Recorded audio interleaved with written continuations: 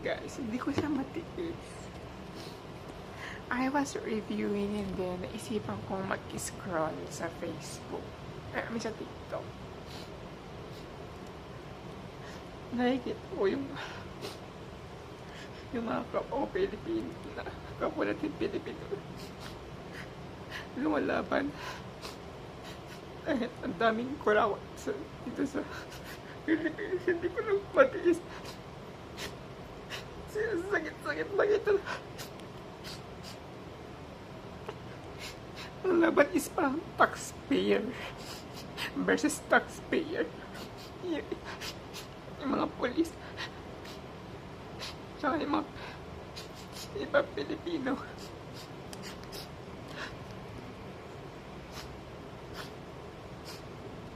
Hindi ko alam ba't umabot ng ganito yung Pilipinas eh.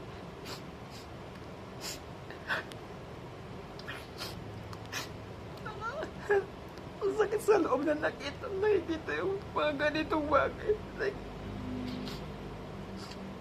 wala na bang bukas para sa Pilipinas? Like, mayaman naman dapat tayo. Like,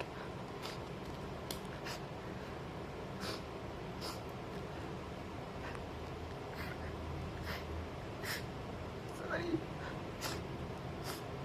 Hindi ko lang matiis na nakikita na nahirapan yung bayan Pilipinas right now. Ang daming ninakaw. Ay, ninanakawan. Imagine tayo. Nagkatrabaho. Nag-render ng mga overtime. Ang bibili ng mga serbisyo. Lahat yun may tax.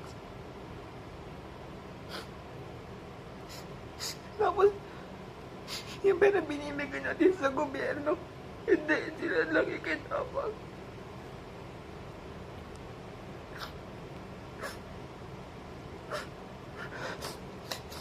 Parang wala nang bukas sa Pilipinas.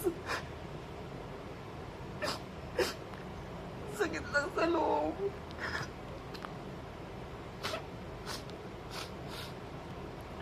Sana may magbago habang maaga pa.